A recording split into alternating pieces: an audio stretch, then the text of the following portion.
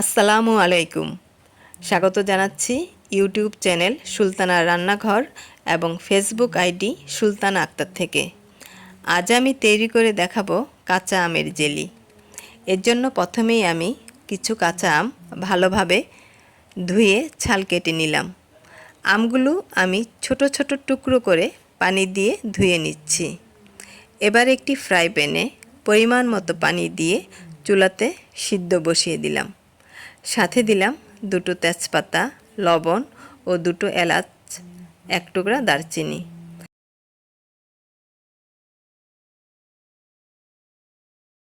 ভালোভাবে সিদ্ধ হয়ে গেলে আমগুলো আমি গালিয়ে নিয়ে একটি বড় স্টিলের ছাঁকুনি দিয়ে ছেঁকে শুধু রসগুলো নিলাম। ছাঁকা অংশগুলো দিয়ে আমি একটি টক ঝাল মিষ্টি আচার তৈরি করব। এবার ছেঁকে নেওয়া আমের রসগুলো আবার ফ্রাই প্যানে ঢেলে নিলাম। সাথে দিলাম 2 কাপ চিনি।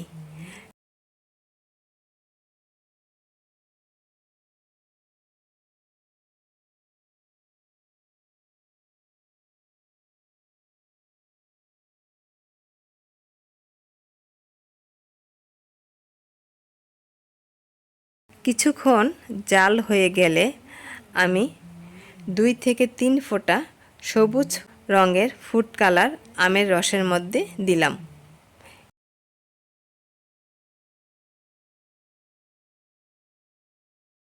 এরপর 2 চামচ আগার আগার পাউডার পানি দিয়ে গুলে আমের রসের মধ্যে দিলাম।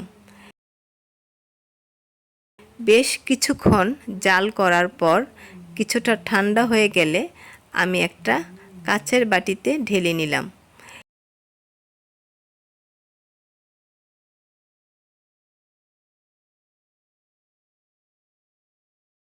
এরপর 1 ঘন্টা আমি নর্মাল ফ্রিজে রেখে দিলাম। 1 ঘন্টা পর নামিয়ে নিলাম। ভিডিওতে দেখানোর আগেই ছেলেরা খেয়ে নিয়েছে। এই হলো আমার কাঁচা আমের জেলি।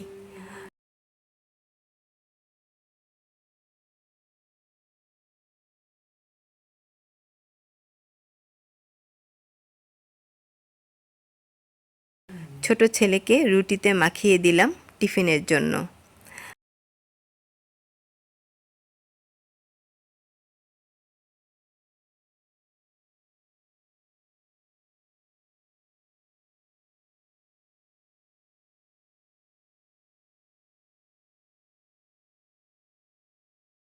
বাজারে আমের জেলির থেকে এটা অবশ্যই স্বাস্থ্যসম্মত।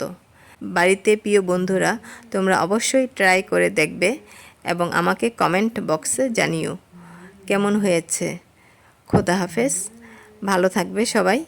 দেখা হবে নতুন কোনো ভিডিও নিয়ে সুলতানার রান্নাঘরে।